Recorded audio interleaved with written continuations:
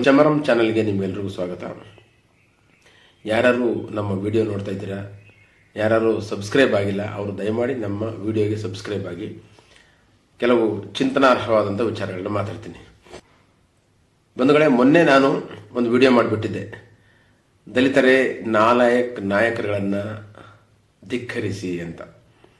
ಅಂದರೆ ನಮ್ಮ ದಲಿತ ರಾಜಕಾರಣಿಗಳ ಬೆನ್ನಿಗೆ ನಿಂತ್ಕೊಂಡು ಬೆಂಬಲ ಕೊಟ್ಕೊಂಡು ಸರ್ಕಾರದಲ್ಲಿ ಮಂತ್ರಿ ಪದವಿಗಳನ್ನ ಕೊಡಿಸಬೇಕು ಅಂತೇಳಿ ನಮ್ಮ ದಲಿತ ಸಂಘಟನೆಗಳು, ಜ್ಞಾನಪ್ರಕಾಶ್ ಸ್ವಾಮೀಜಿಗಳು ಮತ್ತು ಇತರ ಎಲ್ಲ ಹೋರಾಟಗಾರರು ಅವರ ಪರವಾಗಿ ಒಂದು ಲಾಬಿ ಮಾಡೋಕ್ಕೆ ಒಂದು ಕಾರ್ಯಕ್ರಮ ಆಯೋಜಿಸಿದರು. ಆ ಕಾರಣಕ್ಕೋಸ್ಕರ ನಾನು ಇಂಥ ಕೆಲಸಗಳಿಗೆ ನಮ್ಮ ಬೆಂಬಲ ಕೊಡಬೇಕಾದ ಅಗತ್ಯ ಇಲ್ಲ, ಹಾಗಾಗಿ ಇದನ್ನು ಧಿಕ್ಕರಿಸಿ ಅನ್ನುವಂಥ ಒಂದು ಕರೆ ಕೊಟ್ಟಿದ್ದೆ.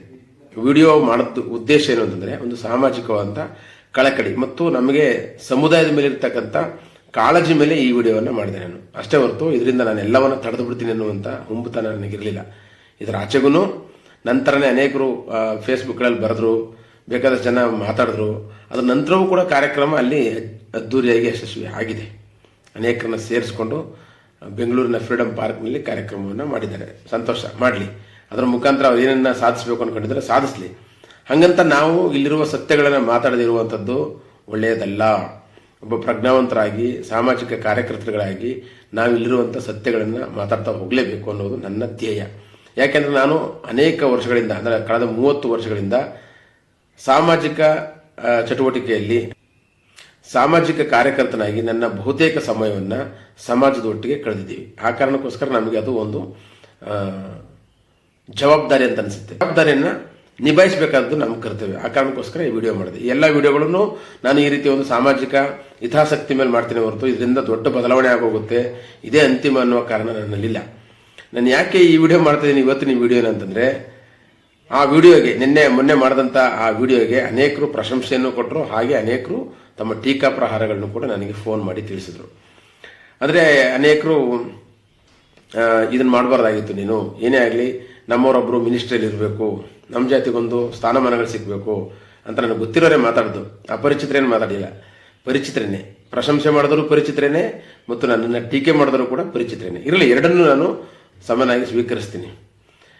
ಪ್ರಶಂಸೆ ಮಾಡಿದವರು ನಾವು ಹೇಳಬೇಕಾದಂಥ ವಿಚಾರಗಳನ್ನ ನೀವು ಹೇಳಿದ್ದೀರಾ ಮತ್ತು ನಮ್ಮೆಲ್ಲರಿಗೂ, ನಮ್ಮ ಇಡೀ ಸಮುದಾಯದ ಬಹುತೇಕರಿಗೆ ಇಂಥ ಭಾವನೆಗಳು ಇದೆ ಅಂತ ಪ್ರಶಂಸೆ ಮಾಡಿದ್ರು.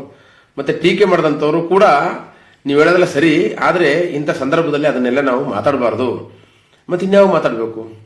ಈ ಸಂದರ್ಭದಲ್ಲಿ ಮಾತಾಡ್ದೇನೆ ಬೇರೆ ಯಾವ ಸಂದರ್ಭದಲ್ಲಿ ಮಾತಾಡಬೇಕು ಅದನ್ನೆಲ್ಲವನ್ನ ನಾವು ಹೀಗೆ ಇವ್ರಿಗೆ ನಾವೆಲ್ಲರೂ ರಿಸರ್ವ್ ಕಾನ್ಸ್ಟಿಟ್ಯೂನ್ಸಿಗಳಲ್ಲಿ ಅವರಿಗೆ ಮತಗಳನ್ನು ಹಾಕಿಸಿ ಗೆಲ್ಸೋದಲ್ದೇನೆ ಅಲ್ಲಿ ಹೋಗಿ ವಾಯ್ಸ್ ಮಾಡೋದಕ್ಕೂ ಕೂಡ ನಾವೇ ಹೇಳ್ಕೊಡ್ಬೇಕಾ? ಎಲ್ಲವನ್ನೂ ಸಮುದಾಯವೇ ಪದೇ ಪದೇ ಮುಷ್ಕರ ಮಾಡೋದ್ರ ಮುಖಾಂತರವೋ, ಧರಣಿ ಮಾಡೋದ್ರ ಮುಖಾಂತರವೋ, ಹೋರಾಟ ಮಾಡೋದ್ರ ಮುಖಾಂತರವೋ ಸಮುದಾಯವೇ ಕೊಡಿಸ್ಬೇಕಾದ್ರೆ ಇವ್ರಿಗೇನು ಶಕ್ತಿ ಇಲ್ವಂಗಾದ್ರೆ? ಮತ್ತೆ ಇಂಥ ಶಕ್ತಿ ಇಲ್ಲಿರ್ತಕ್ಕಂಥ ನಾಯಕರನ್ನ ನಾವು ಯಾಕೆ ಆಯ್ಕೆ ಮಾಡಬೇಕು? ಇದೇನಾ ಬಾಬಾ ಸಾಹೇಬ್ ಅಂಬೇಡ್ಕರ್ ಅವರು ಕಂಡಿದ್ದಂಥ ಆಶಯ? ಮಾದೇವಪ್ಪ ಅವರು ನಿನ್ನೆ ಒಂದು ಪೋಸ್ಟ್ ಬರೆದಿದ್ದಾರೆ, ಓದ್ದೆ ನಾನು ಅದನ್ನು. ನಾನು ಕಾಯ ವಾಚ ಮನಸ ಬಾಬಾ ಸಾಹೇಬ್ ಅಂಬೇಡ್ಕರ್ ಅವರ ಚಿಂತನೆಯನ್ನು ಮೈಗೂಡಿಸಿಕೊಂಡು ಸಮುದಾಯದ ಏಳಿಗೆಗಾಗಿ, ಸಮಾಜದ ಉದ್ಧಾರಕ್ಕಾಗಿ ನಾನು ಕಳೆದ 40 ವರ್ಷಗಳಿಂದ ರೂಪಿಸ್ಕೊಂಡು ಬಂದಿದ್ದೀನಿ. ಈ ರೀತಿಯಾಗಿ ಒಂದು ಪೋಸ್ಟ್ ಅನ್ನ ಫೇಸ್ಬುಕ್ ಬರೆದಿದ್ದಾರೆ ಮಾದೇವಪ್ಪನವರು. ಮೊದಲನೇದಾಗಿ, ಕಾಂಗ್ರೆಸ್ ಪಕ್ಷದಲ್ಲಿರುವುದೇ ಅಂಬೇಡ್ಕರ್ ಅವರಿಗೆ ಮಾಡುವಂಥ ಮೊದಲ ದ್ರೋಹ. ಕಾಂಗ್ರೆಸ್ ಪಕ್ಷ ಒಂದೇ ಅಲ್ಲ, ಬಿಜೆಪಿಲಿರುವುದು ಕೂಡ ಅಂಬೇಡ್ಕರ್ ಅವರು ಮಾಡುವಂಥ ಮೊದಲ ದ್ರೋಹ. ಅಥವಾ ಯಾವುದೇ ಬೇರೆ ಪಕ್ಷಗಳಲ್ಲಿ ನೀವು ರಾಜಕಾರಣ ಮಾಡುವಂಥದ್ದೇ ಅಂಬೇಡ್ಕರ್ ಅವರಿಗೆ ಮಾಡುವ ಮೊದಲ ದ್ರೋಹ. ಬೇರೆ ಪಕ್ಷಗಳಲ್ಲಿ ಇದ್ದುಕೊಂಡು ನೀವು ಹೇಗೆ ಅಂಬೇಡ್ಕರ್ ವಾದಿಗಳಾಗ್ತೀರಾ? ಅಥವಾ ಹೇಗೆ ಅಂಬೇಡ್ಕರ್ ಅವ್ರ ಕನಸನ್ನು ನೆನಸು ಮಾಡ್ತೀರಾ? ಅಂದರೆ ಅಂಬೇಡ್ಕರ್ ಅವರು ನೀವೇ ಸ್ವಂತ ಪಕ್ಷ ಕಟ್ಟಿ ಅಂದರು. ಸ್ವಂತ ಪಕ್ಷಗಳು ಕಟ್ಟಿ, ಬೇಕಾದಷ್ಟು ಪಕ್ಷಗಳು ಕಟ್ಟಿ ಏನು ತಪ್ಪೇನಿಲ್ಲ. ಸ್ವಂತ ಪಕ್ಷಗಳು ಕಟ್ಟಷ್ಟು ಶಕ್ತಿ ನಿಮಗಿಲ್ವಾ? ಜನಶಕ್ತಿ ನಿಮಗಿಲ್ವಾ? ದುಡ್ಡಿನ ಶಕ್ತಿ ನಿಮಗಿಲ್ವಾ? ಆಲೋಚನಾ ಶಕ್ತಿ ನಿಮಗಿಲ್ವಾ? ಇಷ್ಟೆಲ್ಲ ಇದ್ದಾಗ್ಯೂ ಕೂಡ 40 ವರ್ಷಗಳಿಂದ ನೀವು ಕಾಂಗ್ರೆಸ್ನಲ್ಲಿ ಅಥವಾ ಜನತಾ ಪರಿವಾರದಲ್ಲಿ ರಾಜಕಾರಣ ಮಾಡಿಕೊಂಡು ಏನು ಮಾಡಿದ್ರಿ ಸಮುದಾಯಕ್ಕೆ? ಅಲ್ಲಿ ಏನು ಮಾಡೋಕ್ಕಾಗಲ್ಲ. ನೀವು ಒಬ್ಬರೇ ಅಲ್ಲ, ಯಾರಾದರೂ ಅಷ್ಟೇ, ಮಾದೇವಪ್ಪನವ್ರು ಒಬ್ಬರೇ ಅಲ್ಲ, ಯಾರೂ ಬೇರೆ ಪಕ್ಷದ ಹೈಕಮಾಂಡ್ ಮುಂದೆ ನಿಂತು, ನಾನು ಹೇಳೋದು ದಲಿತರ ಬಗ್ಗೆ, ಬೇರೆಯವ್ರು ಮಾಡಿಸ್ಕೊಂತಾರೆ, ಆ ಪಕ್ಷದ ಹೈಕಮಾಂಡ್ ಎದುರಾಕೊಂಡು ಅಥವಾ ಆ ಪಕ್ಷದ ಸಿದ್ಧಾಂತವನ್ನು ವಿರೋಧಿಸಿಕೊಂಡು ನೀವು ನಿಮ್ಮ ಸಮುದಾಯಗಳಿಗೆ ಏನನ್ನೂ ಮಾಡೋದಕ್ಕೆ ಸಾಧ್ಯ ಆಗೋಲ್ಲ. ಇದನ್ನೇ ಬಾಬಾ ಸಾಹೇಬ್ ಅಂಬೇಡ್ಕರ್ ಅವರು ಹೇಳಿದ್ದು. ನೀವು ಬೇರೆ ಪಕ್ಷಗಳಲ್ಲಿ ಬಾಯಿ ಕಟ್ಟಿದ ನಾಯಿಗಳ ಥರ ಇರ್ತೀರಾ. ನಿಮಗೆ ಕಚ್ಚದಿರಲಿ, ಬೊಗಳೋದಕ್ಕೂ ಆಗಲ್ಲ. ಅಥವಾ ಮೂಗುದಾರ ಹಾಕಿದಂಥ ಎತ್ತುಗಳ ಥರ ಇರ್ತೀರ. ನೀವು ಇರಬೇಕು. ನೀವು ಎಷ್ಟೇ ಗುಡುಗಿದ್ರು ಅಷ್ಟೇ, ಏನೇ ಮಾಡಿದ್ರು ಅಷ್ಟೇ. ಇದು ಆ ಪಕ್ಷಗಳಲ್ಲಿ ನಿಮಗಿರ್ತಕ್ಕಂಥ ಇತಿ ಮತ್ತು ಮಿತಿ ಅನ್ನೋದನ್ನು ಬಾಬಾ ಸಾಹೇಬ್ ಅಂಬೇಡ್ಕರ್ ಸ್ವತಃ ಬರೆದಿರೋದು. ಇದು ನನ್ನ ಮಾತಲ್ಲ ಇದು. ಹಾಗಾಗಿ ನಾವು ಸ್ವತಂತ್ರ ರಾಜಕಾರಣ ಮಾಡುವಂಥ ಒಬ್ಬ ನಾಯಕನಿಗೋಸ್ಕರ ಕಾಯ್ತಾ ಇದ್ದೀವಿ. ಇರಲಿ, ಅದನ್ನು ಮೀರಿ ಅಂಬೇಡ್ಕರ್ ಅವರು ಇನ್ನೂ ಒಂದು ಮಾತು ಹೇಳ್ತಾರೆ. ಆಯ್ತಪ್ಪ, ನೀವು ಬೇರೆ ಪಕ್ಷಗಳಿಗೆ ಹೋಗ್ಬೇಕಂತ ಅನಿವಾರ್ಯತೆ ಬಂದಾಗ ಅಲ್ಲಿ ನೀವು ನಿಮ್ಮ ಜನ ಸಮುದಾಯದ ಪರವಾಗಿ ನಿಂತ್ಕೋಬೇಕು. ನೀವು ನಿಮ್ಮ ಜನ ಸಮುದಾಯದ ಹಿತಾಸಕ್ತಿಗಳನ್ನ ಎತ್ತಿಡಿಯುವಂತ ಧೈರ್ಯ ತೋರಬೇಕು.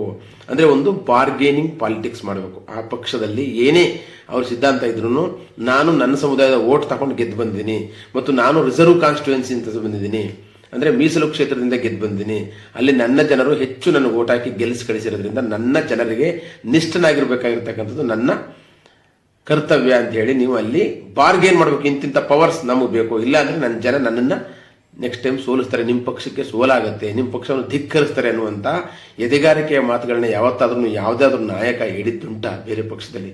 ಹಂಗಾದ್ರೂ ಮಾಡಿ ಅಂತ ಹೇಳ್ತಾರೆ. ಬೇರೆ ಪಕ್ಷದಲ್ಲಿ ಇರಬೇಕಂತ ಸಂದರ್ಭ ಬಂದಾಗ ನೀವು ಒಂದು ಚೌಕಾಸಿ ಮಾಡಿ, ಅಧಿಕಾರದ ಚೌಕಾಸಿಯನ್ನ. ಆ ಅಧಿಕಾರದ ಚೌಕಾಸಿ ಮಾಡುವಾಗ ನಿಮ್ಮ ಮಕ್ಕಳಿಗೆ, ನಿಮ್ಮ ಮನೆಯವರಿಗೆ ಆಸ್ತಿ ಪಾಸ್ತಿ ಮಾಡೋದ್ರಲ್ಲಿ ಅಧಿಕಾರ ಚೌಕಾಸಿ ಆದ್ರೆ ನಿಮ್ಮ ಸಮುದಾಯಕ್ಕೆ ಅಧಿಕಾರ ಚೌಕಾಸಿ ಮಾಡಬೇಕು. ನಿಮ್ಮ ಸಮುದಾಯದ ಹಿತರಕ್ಷಣೆಗೋಸ್ಕರ ಅಧಿಕಾರದ ಚೌಕಾಸಿ ಮಾಡಬೇಕು. ಅಂತ ಚೌಕಾಸಿಯನ್ನ ಈ ತನಕ ಬೇರೆ ಪಕ್ಷದಲ್ಲಿರ್ತಕ್ಕಂಥ ಅನೇಕ ರಾಜಕಾರಣಿಗಳು ಮಾಡಲು ಸಾಧ್ಯವಾಗಿಲ್ಲ. ಆ ಕಾರಣಕ್ಕೋಸ್ಕರನೇ ಬೇರೆ ಪಕ್ಷ ಕಟ್ಟಿ ಅಂತ ಹೇಳಿದ್ದು ಬಾಬಾ ಸಾಹೇಬರು. ಆವಾಗ ಮಾತ್ರ ನೀವು ಸ್ವಾಭಿಮಾನದ ರಾಜಕಾರಣ ಮಾಡಬಹುದು ಅಂತ. ಸೊ ಇದನ್ನ ನಾನು ನಿನ್ನೆ ಮಾತಾಡೋದು. ಸಿದ್ಧಲಿಂಗಯ್ಯವರ ಒಂದು ಕವಿತೆ ಜೊತೆ ಮಾತಾಡಿದೆ. ಯಾಕೆಂದ್ರೆ ಮಲಗಿದವರ ಕೂರಿಸಿದೆ ನಿಲ್ಲಿಸುವವರು ಯಾರು ಅಂತ ಸಿದ್ಧಲಿಂಗಯ್ಯನವರು ಪ್ರಶ್ನೆ ಮಾಡ್ದಂಗೆ, ನಿಲ್ಲಿಸೋದಕ್ಕೂ ಅವರೇ ಬರಬೇಕು ಬಾಬಾ ಸಾಹೇಬರು, ನಡೆಸೋದಕ್ಕೂ ಅವರೇ ಬರಬೇಕು, ನಿಮ್ಮನ್ನ ಮತ್ತೆ ಮಲಗಿಸೋದಕ್ಕೂ ಅವರೇ ಬರಬೇಕು ಅಂತ ಯಾಕೆ ಕಾಯ್ತೀರಾ? ಬಾಬಾ ಸಾಹೇಬ್ ಅಂಬೇಡ್ಕರ್ ಅವರು ಕೊಟ್ಟಂತ ಶಕ್ತಿಯನ್ನ, ಸಿದ್ಧಾಂತವನ್ನ, ವಿಚಾರಧಾರೆಗಳನ್ನ ಬಳಸ್ಕೊಂಡು, ನಮಗಿರ್ತಕ್ಕಂಥ ಸಾಂವಿಧಾನಿಕವಂತ ಹಕ್ಕುಗಳನ್ನ ಬಳಸ್ಕೊಂಡು ಸ್ವತಂತ್ರ ರಾಜಕಾರಣ ಮಾಡುವ ಅಥವಾ ಸ್ವಂತ ಶಕ್ತಿಯ ಮೇಲೆ ನೀವು ಜನಸಮುದಾಯವನ್ನು ಸಂಘಟಿಸುವ ಕೆಲಸವನ್ನ ಯಾಕೆ ಮಾಡಲಿಲ್ಲ? ಮಾಡೋಕ್ಕಾಗ್ದೇನೆ ನಾನು ಸಮುದಾಯಕ್ಕೆ ಬದ್ಧನಾಗಿದ್ದೆ ಅಂತ ಹೇಳಿದ್ರಲ್ಲಿ ಅರ್ಥ ಇಲ್ಲ. ಇದೇ ನಾನು ಹೇಳಿದ್ದು. ನಮ್ಮ ಕೊರಗು ಇದು. ನಾನು ಯಾರನ್ನೂ ದಲಿತ ನಾಯಕರನ್ನ ವಿರೋಧಿಸಬೇಕು, ಲೇವಡಿ ಮಾಡಬೇಕು, ಟೀಕೆ ಮಾಡಬೇಕು ಅನ್ನೋದಲ್ಲ. ಆದ್ರೆ ನಮ್ಮ ಕೊರಗೆ ಏನಂದ್ರೆ ನಮ್ಮ ಒಳಗಡೆ ಒಬ್ಬ ನಾಯಕ ಬರಲಿಲ್ಲ ಅಂತ. ನಮ್ಮ ಒಳಗಡೆ ಒಬ್ಬ ನಾಯಕನನ್ನ ಪರ್ಯಾಯ ಶಕ್ತಿಯಾಗಿ ನಾವು ರೂಪಿಸಿದೀವಿ.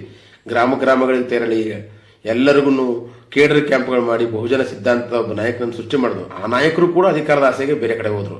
ಹೀಗೆ ಎಲ್ಲರನ್ನ ಕಳ್ಕೊತಾ 20 ವರ್ಷ ನಮ್ಮ ಯುವಕರು ಎಷ್ಟು ಪ್ರಯೋಗ ಮಾಡಬೇಕು ಅನ್ನೋದು ನನ್ನ ಪ್ರಶ್ನೆ.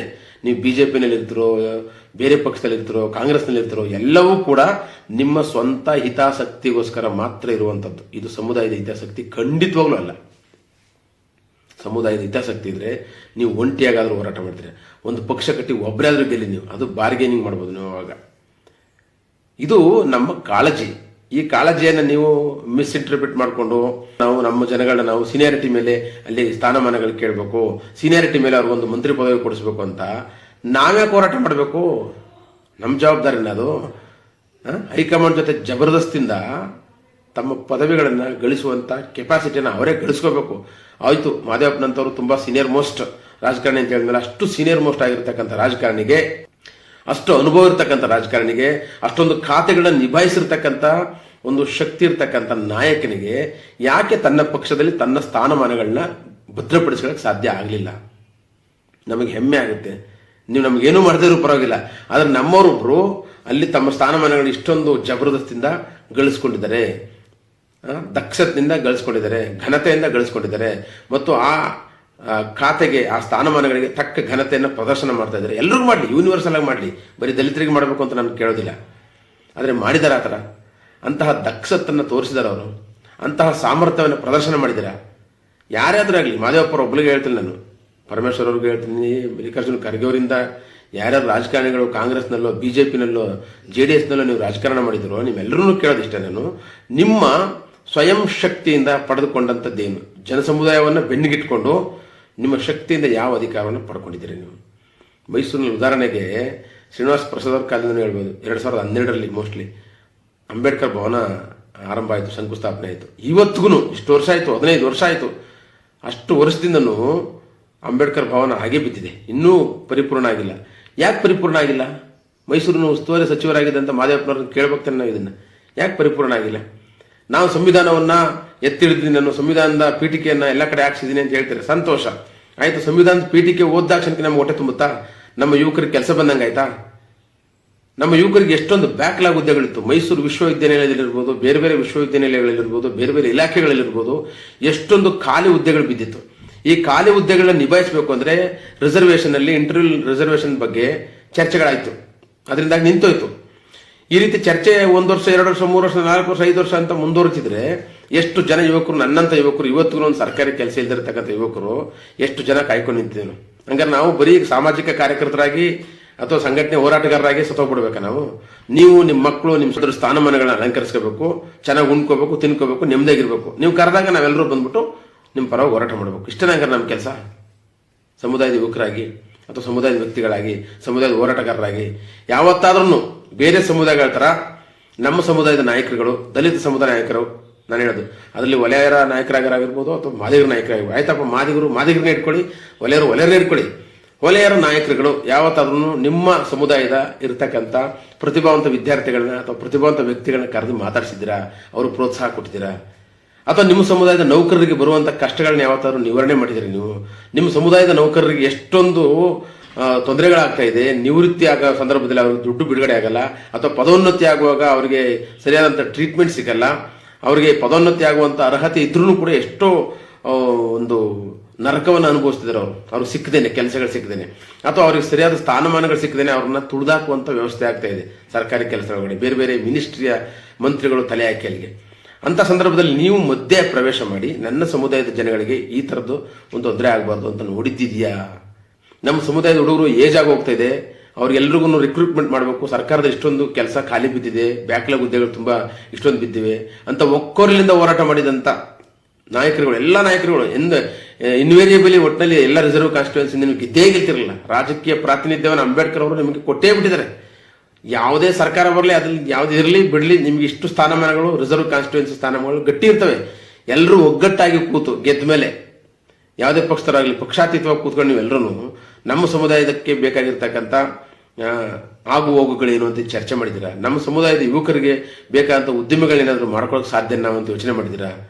ಮತ್ತೆ ಇನ್ನೇನು ಉದ್ದೇಶ? ರಾಜಕಾರಣದ ಉದ್ದೇಶವೇ ಅದಲ್ವಾ? ನಿಮ್ಮ ಸಮುದಾಯದ ಯುವಕರಿಗೆ ಉದ್ಯಮಿಗಳನ್ನ ರೂಪಿಸಬೇಕು, ಅವ್ರನ್ನ ಸರ್ಕಾರಿ ಕೆಲಸಕ್ಕೋ ಅಥವಾ ಖಾಸಗಿ ಕೆಲಸಕ್ಕೋ, ಖಾಸಗಿ ಕ್ಷೇತ್ರದಲ್ಲಿ ಮೀಸಲಾತಿ ಕೊಡಿಸೋದ್ರ ಮುಖಾಂತರ ಯಾವುದೋ ರೂಪದಲ್ಲಿ ಅವ್ರನ್ನ ಪ್ಲೇಸ್ಮೆಂಟ್ ಮಾಡಿಸ್ಬೇಕಲ್ಲ. ನಿಮಗೋಸ್ಕರ ಹಗಲು ರಾತ್ರಿ ದುಡಿದವ್ರಿಗೆ, ನಿಮಗೋಸ್ಕರ ಮತ ಹಾಕಿ ಗೆಲ್ಲಿಸಿದವ್ರಿಗೆ, ನಿಮಗೋಸ್ಕರ ಅಧಿಕಾರ ಕೊಟ್ಟವ್ರಿಗೆ ಬೇರೆ ಏನ್ ಮಾಡ್ಬೇಕು? ನಿಮ್ಮ ಮನೆ ಮುಂದೆ ಬಂದಾಗ ಆಚೆ ನಿಂತ್ಕೋಬೇಕು ಅಂತ ತುಂಬಾ ಜನ ಅದನ್ನು ಒಪ್ಕೊಂಡ್ರು. ಅದನ್ನ ನಾವು ಬೇರೆಯವ್ರ ಮನೆ ಮುಂದೆ ಹೋಗ್ತೀವಿ, ಬೇರೆ ಮಂತ್ರಿಗಳ ಹತ್ರ ಹೋದ್ರೆ ತುಂಬಾ ಅದ್ಭುತವಾದಂತ ಟ್ರೀಟ್ಮೆಂಟ್ ಕೊಡುವಂತವ್ರು, ನಮ್ಮ ಸಮುದಾಯದ ಮಂತ್ರಿಗಳ ಹತ್ರ ಹೋದ್ರೆ ನಮ್ಮನ್ನು ಅಸ್ಪೃಶ್ಯರ ತರ ನೋಡ್ತಿರಲ್ಲ ನೀವು. ಇದೇನು ನ್ಯಾಯನೇ? ಇದು ಸರಿನೇ? ಇದು ನಿಮ್ಗೆ ಅನ್ಸುತ್ತಾ? ಇದನ್ನ ಪ್ರಶ್ನೆ ಮಾಡಿದ್ದು ನಾನು. ಇಂತಹ ಒಬ್ಬ ನಾಯಕ ಬರಬೇಕು ನಮಗೆ, ನಮ್ಮೆಲ್ಲರನ್ನು ಮಾತೃ ಹೃದಯದಿಂದ ನೋಡುವಂತ, ಸಮುದಾಯಕ್ಕೋಸ್ಕರ ತನ್ನನ್ನೇ ತಾನು ಅರ್ಪಣೆ ಮಾಡ್ಕೊಳ್ಳುವಂತ. ನೀವು ಸಿದ್ದರಾಮಯ್ಯವ್ರನ್ನ ಪದೇ ಪದೇ ಉದಾಹರಣೆ ಕೊಡ್ತೀರಾ. ಮಾದೇವಪ್ಪನವರು ಅನೇಕ ಕಾಲ ಸಿದ್ದರಾಮಯ್ಯವ್ರ ಜೊತೆಗೆ ಇದ್ರು ಮತ್ತು ಸಿದ್ದರಾಮಯ್ಯವ್ರಿಗೋಸ್ಕರನೇ ಜನತಾ ಪರಿವಾರದಿಂದ ಕಾಂಗ್ರೆಸ್ಗೂ ಬಂದ್ರು. ಆಯ್ತು, ಅಷ್ಟೊಂದು ನಿಷ್ಠರಾಗಿದ್ದದಕ್ಕೆ ನಿಮ್ಗೆ ಸಿಕ್ಕದಂತ ಬಹುಮಾನ ಏನು?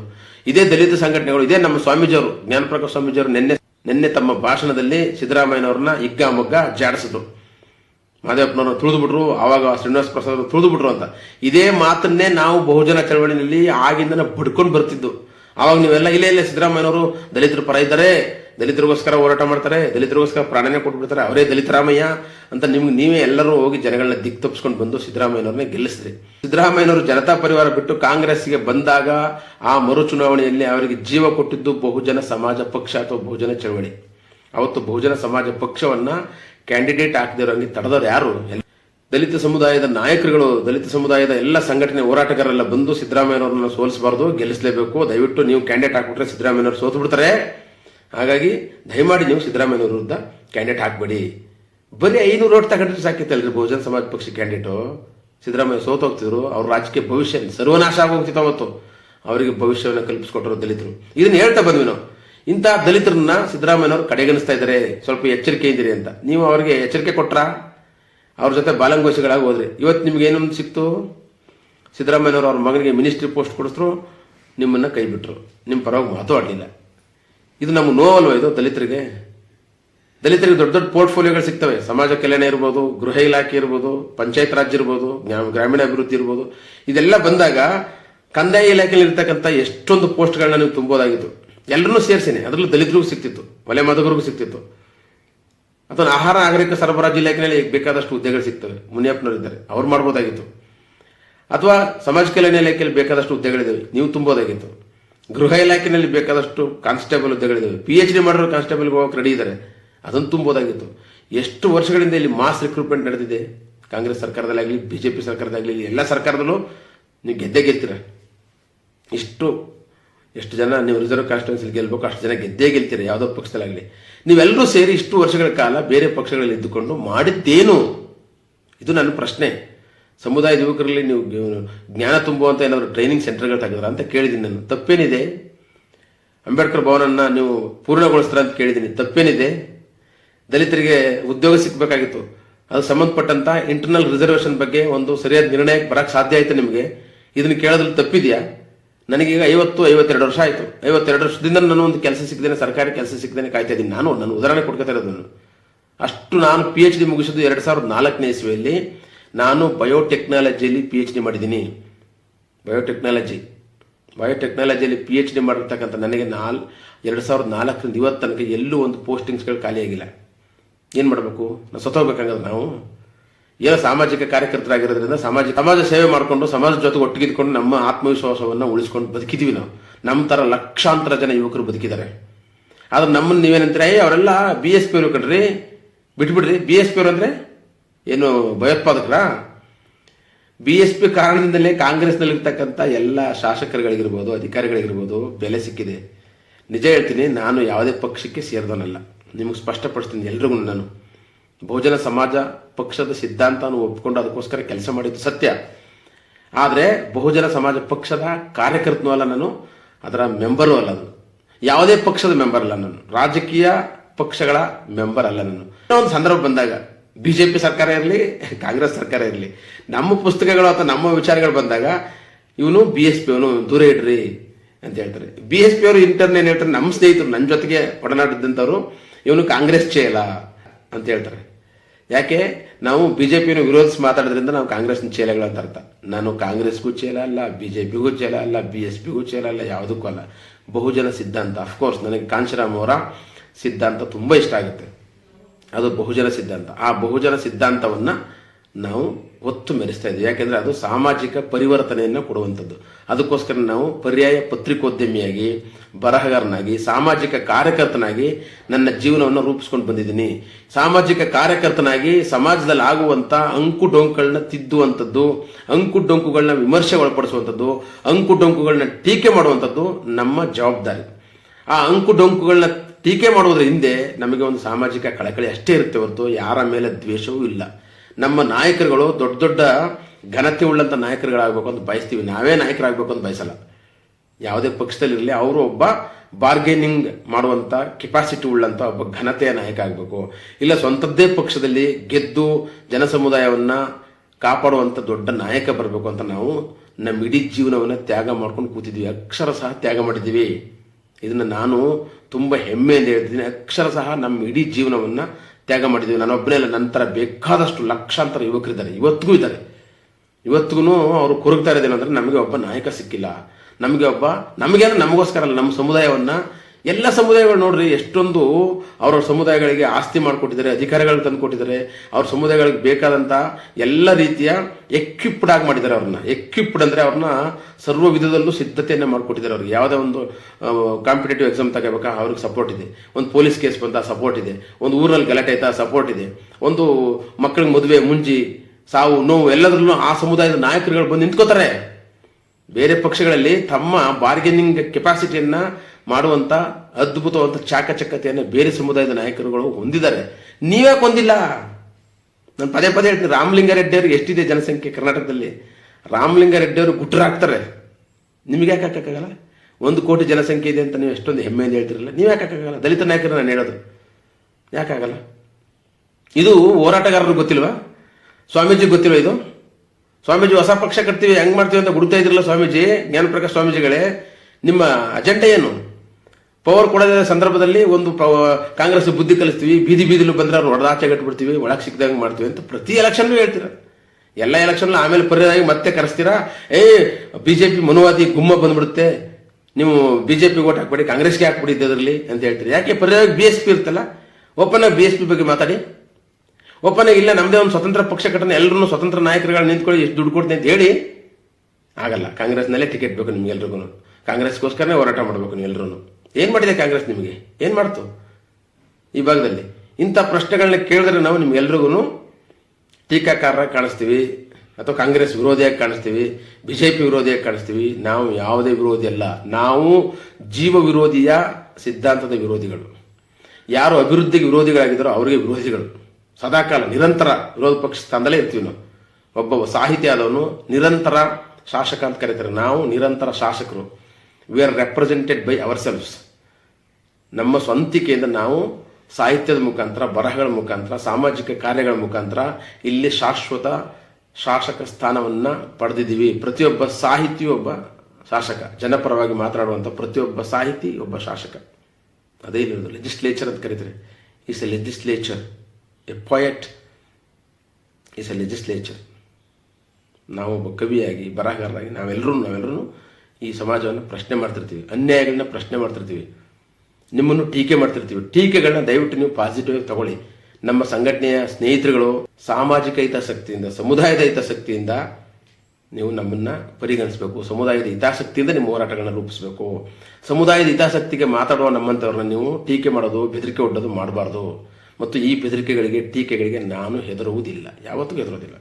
ಏನಾಗುತ್ತೆ ಕೊಂದ್ಬಿಡ್ತೀರಾ ಅಷ್ಟನೇ ಕತೆ, ಅಷ್ಟನೇ ಮಾಡಕ್ಕೆ ಸಾಧ್ಯ, ಬೇರೇನು ಮಾಡೋಕ್ಕಾಗಲ್ಲ. ಬುದ್ಧ ಹೇಳ್ತಾರ್ರಿ, ಸಾವಿಗೆ ಹೆದರದವನು ಇನ್ಯಾವುದಕ್ಕೆ ಹೆದರಲ್ಲ ಅಂತ. ನಾವು ಯಾವುದಕ್ಕೆ ಹೆದರಲ್ಲ. ಆಯಿತು, ನಮ್ಮದು ವಯಸ್ಸು ಮುಗೀತು, ಇನ್ನೇನಿದೆ. ಹಂಗಾಗಿ ಯಾರನ್ನು ಈ ಥರ ಬೆದರಿಸುವ, ಬೆದರಿಕೆ ಮುಖಾಂತರ ಹತ್ತಿಕ್ಕುವ ಕೆಲಸಗಳನ್ನ ನಮ್ಮಂಥವ್ರ ಹತ್ರ ಮಾಡಬೇಡಿ. ನಾವು ಸಿದ್ಧಾಂತಕ್ಕೆ ಬದ್ಧರಾಗಿರುವಂಥವ್ರು. ಹಾಗಾಗಿ ಯಾವುದೇ ಯುವಕ ಅಥವಾ ಯಾವುದೇ ಹೋರಾಟಗಾರ ನ್ಯಾಯವನ್ನು ಪ್ರಶ್ನೆ ಮಾಡೋದಕ್ಕೆ ಹೆದರಬೇಡಿ. ಈ ರೀತಿ ಹೆದರ್ಕೊಂಡು ಕುಂತು ನಾವು ನಮ್ಮ ಮೇಲೆ ಸವಾರಿ ಮಾಡೋದಕ್ಕೆ ಬೇಕಾದಷ್ಟು ಅವಕಾಶಗಳನ್ನ ಬೇರೆಯವರು ಕೊಟ್ಬಿಟ್ಟಿದ್ವಿ. ಬೇರೆಯವರು ಸಹಜವಾಗಿ ಸವಾರಿ ಮಾಡ್ತಾರೆ. ದುರಂತ ಏನು ಅಂದರೆ, ನಮ್ಮವರೇ ನಮ್ಮ ಮೇಲೆ ಸವಾರಿ ಮಾಡಕ್ಕೆ ಕೊಟ್ಟಿದ್ದೀವಿ. ಅವ್ರಿಗೆ ಹೋಗಿ ನಾವು ಪವರ್ಫುಲ್ ಆಗಿರ್ತಕ್ಕಂಥ ವ್ಯಕ್ತಿಗಳಿಗೆ, ಅವರು ಪವರ್ಫುಲ್ ಅವರು ಅಂದರೆ in the form of money. ಅವ್ರು ಒಂದ್ಸಲ MLA ಆಗ್ತಂಗೆ ಪವರ್ಫುಲ್ ಅವರು. ಆ ತಮ್ಮ ಪವರ್ನೇ ತಾವೇ ಎಕ್ಸಿಕ್ಯೂಟ್ ಮಾಡೋಕ್ಕಾಗದೇನೆ ಅಂದರೆ ನಮಗೆ ಕೆಲಸ ಕೊಡ್ಸಕ್ಕೆ ಬನ್ನಿ, ಮಂತ್ರಿ ಪದವಿ ಮಾಡ್ಸಕ್ಕೆ ಬನ್ನಿ, ನಮ್ಮ ಹಿಂದೆ ಬೆಂಬಲಕ್ಕೆ ಬನ್ನಿ. ನೀವು ಬೆಂಬಲಕ್ಕೆ ಕರಿಬೇಕಾಗಿಲ್ಲ ಸ್ವಾಮಿ, ಜನಗಳಿಗೆ ಸೇವೆ ಮಾಡಿ, ಜನಗಳೇ ಸ್ವಯಂ ಪ್ರೇರಿತರ ಬಂದು ನಿಮ್ಗೆ ಬೆಂಬಲಿಸ್ತಾರೆ. ಸಿದ್ದರಾಮಯ್ಯನವ್ರು ಕೇಳಿದ್ರ, ನಾನು ಸಿದ್ದರಾಮಯ್ಯನವ್ರನ್ನ ಒಂದು ಕಾರಣಕ್ಕೆ ಮೆಚ್ತೀನಿ. ಇರಲಿ, ಅದೆಲ್ಲದರ ನಡುವೆಯೂ ನಾನು ಸಿದ್ದರಾಮಯ್ಯನವ್ರನ್ನ ತುಂಬಾ ಅಪ್ರಿಷಿಯೇಟ್ ಮಾಡ್ತೀನಿ. ಯಾಕೆಂದ್ರೆ ಅವರು ತನ್ನ ಸಮುದಾಯಕ್ಕೆ ಬೇಕಾದ ಎಲ್ಲವನ್ನು ಮಾಡಿಕೊಟ್ಟಿದ್ದಾರೆ ಸಿದ್ದರಾಮಯ್ಯ. ತನ್ನ ಜಾತಿಗೆ ಸಲ್ಲಬೇಕಾದಂತ ಎಲ್ಲವನ್ನ ಸಿದ್ದರಾಮಯ್ಯನವರು ಸಲ್ಲಿಸಿದ್ದಾರೆ. ಎಷ್ಟೊಂದು ಮಾಡಿದ್ದಾರೆ ಅಂತ ನೀವು ಮಾದೇವಪ್ಪನವರೇ ಚೆಕ್ ಮಾಡ್ಕೊ ಬನ್ನಿ. ಸಿದ್ದರಾಮಯ್ಯನವರು ಮುಖ್ಯಮಂತ್ರಿ ಆಗಿದ್ದ ಸಂದರ್ಭದಲ್ಲಿ ಆಗಿರುವ ಅಷ್ಟು ದಿನಗಳು ತಮ್ಮ ಸುತ್ತಮುತ್ತ ಕುರುಬರನ್ನೇ ಇಟ್ಕೊಂಡಿದ್ರು ಅಧಿಕಾರಿಗಳಾಗಿ. ತಮ್ಮ ಸಮುದಾಯಗಳಿಗೆ ಬೇಕಾದಂತ ಸಮುದಾಯ ಭವನಗಳಿರ್ಬೋದು, ಹಾಸ್ಟೆಲ್ಗಳಿರ್ಬೋದು, ಪ್ರೈವೇಟ್ ಮಾಡಿಕೊಟ್ಟಿದ್ದಾರೆ. ತಮ್ಮ ಸಮುದಾಯ ಜನರಿಗೆ ಹಕ್ಕೋಧಿಕಾರಿಗಳನ್ನು ತಂದುಕೊಟ್ಟಿದ್ದಾರೆ. ತಮ್ಮ ಸಮುದಾಯದ ಜನಗಳಿಗೆ ಏನೆಲ್ಲ ಸ್ಥಾನಮಾನಗಳು ದಕ್ಕಬೇಕು ಅದೆಲ್ಲವನ್ನು ಅದ್ಭುತವಾಗಿ ದಕ್ಕಿಸ್ಕೊಟ್ಟಿದ್ದಾರೆ. ಅದು ಅವರ ಕೆಪಾಸಿಟಿ. ಅದು ಕಾಂಗ್ರೆಸ್ಗೆ ಬಂದು, ಜನತಾ ಪರಿವಾರದಿಂದ ಕಾಂಗ್ರೆಸ್ಗೆ ಬಂದರೂ ಕೂಡ ತಮ್ಮ ಸ್ಥಾನಮಾನಗಳನ್ನ ಗಟ್ಟಿಯಾಗಿ ಇಟ್ಕೊಂಡ್ರಲ್ಲ, that is called as bargaining politics. ಈ ರೀತಿಯಲ್ಲಿ ದಲಿತರಿಗೆ ಅವ್ರು ಏನು ಮಾಡದೇ ಇರ್ಬೋದು. ಆದರೆ ಅಂಬೇಡ್ಕರ್ ವಾದಿ ಅಂದ್ರೆ ಏನು ಅಂದ್ರೆ, ಎಲ್ಲೇ ಇದ್ರು ತನ್ನ ಸ್ಥಾನಮಾನಗಳನ್ನ ದಕ್ಷತೆಯಿಂದ ಕೇಳಿ ಪಡೆದುಕೊಳ್ಳುವಂಥವನು, ಬಾರ್ಗೇನಿಂಗ್ ಪಾಲಿಟಿಕ್ಸ್ ಮುಖಾಂತರ ತನ್ನ ಪವರ್ನ ಎಕ್ಸಿಕ್ಯೂಟ್ ಮಾಡುವಂಥವನು, ಅವನು ನಿಜವಾದಂಥ ಅಂಬೇಡ್ಕರ್ ವಾದಿ. ಅದು ಅಂಬೇಡ್ಕರ್ ವಾದ ಅಂದರೆ. ಉತ್ತರ ಪ್ರದೇಶದಲ್ಲಿ ಸಾಧನೆ ಮಾಡಿ ತೋರಿಸ್ತಾರಲ್ಲ ಮಾಯಾವತಿ, ಅದು ಅಂಬೇಡ್ಕರ್ ವಾದಿ ಅಂದರೆ ತಮಗೆ ಸಿಕ್ಕದಂಥ ಅಧಿಕಾರವನ್ನು ಜನ ಸಮುದಾಯಕ್ಕೋಸ್ಕರ ಎಕ್ಸಿಕ್ಯೂಟ್ ಮಾಡೋದು. ಅಂತ ಎಕ್ಸಿಕ್ಯೂಟ್ ಮಾಡುವಂಥ ನಾಯಕ ಬೇಕು ಅಂತ ಕೇಳ್ತೀವಿ ಹೊರತು ಬೇರೆ ಪಕ್ಷದಲ್ಲಿ ತುತ್ತೂರಿ ಊದ್ಕೊಂಡು ಆ ಪಕ್ಷದ ಪರವಾಗಿ ಇವರು ಮಾತಾಡ್ಕೊಂಡು ಆ ಪಕ್ಷಕ್ಕೆ ನಮ್ಮ ಜನಗಳನ್ನ ತಗೊಂಡೋಗಿ ತಲೆಹಿಡ್ಕೊಂಡು, ತಲೆಹಿಡಿಯೋದೇ ಲೆಕ್ಕ ಇದು. ಓಟ್ನ ತಗೊಂಡೋಗ್ಬಿಡೋದು ಅಂದರೆ ಗಂಟೆಗೆ ಇಡಗಂಟೆ ತಗೊಂಡೋಗಿ ಓಟ್ ಕೊಟ್ಬಿಟ್ಟು ಅವ್ರ ಪಕ್ಷದ ಪರವಾಗಿ ಮಾತಾಡ್ಕೊಂಡು ಅವ್ರನ್ನ ಓಲೈಸ್ಕೊಂಡು ಆ ನಾಯಕರುಗಳ ಇಂಥ ಅಸಹ್ಯಕರವಾದ ಕೆಲಸಗಳನ್ನ ಮಾಡಲೇಬಾರದು. ಅವ್ರನ್ನ ಮೆಚ್ಚೋದಕ್ಕೋಸ್ಕರ ನೀವೇ ಸುಳ್ಳಾಗೋಗ್ತೀರಾ, ಅಂಬೇಡ್ಕರ್ವನ್ನೇ ಸುಳ್ಳು ಮಾಡ್ತೀರಾ, ಸಿದ್ಧಾಂತವನ್ನೇ ಸುಳ್ಳು ಮಾಡ್ತೀರಾ. ಇದನ್ನ ಎಲ್ಲ ಕಾಲಕ್ಕೂ ವಿರೋಧಿಸ್ತೀನಿ. ನಾನು ಪ್ರತಿಯೊಬ್ಬರು ವಿರೋಧಿಸಬೇಕು ಅಂತ ನಾನು ಈ ವಿಡಿಯೋದ ಮುಖಾಂತರ ಎಲ್ಲರೂ ಒಟ್ಟಾಗಿ ಸಾಮಾಜಿಕ ಪರಿವರ್ತನೆಗೋಸ್ಕರ ಕೆಲಸ ಮಾಡೋ ಅನ್ನೋದನ್ನ ನನ್ನ ಬಯಕೆಯನ್ನು ವ್ಯಕ್ತಪಡಿಸಿದ್ದೀನಿ. ಹಾಗಾಗಿ ನೀವು ಮೆಚ್ಚಿದವ್ರಿಗೆಲ್ರಿಗೂ ಶರಣಾರ್ಥಿಗಳು ಮತ್ತು ಟೀಕೆ ಮಾಡಿದವ್ರಿಗೂ ಶರಣಾರ್ಥಿಗಳು ಹೇಳ್ತಾ ಸಾಮಾಜಿಕ ಬದಲಾವಣೆಗೆ ನಾವೆಲ್ಲರೂ ಒಂದಾಗೋಣ ಅಂತ ಹೇಳ್ತಾ ಈ ವಿಡಿಯೋ ಮುಗಿಸ್ತೀನಿ. ಜೈ ಭೀಮ್, ಜೈ ಭಾರತ್.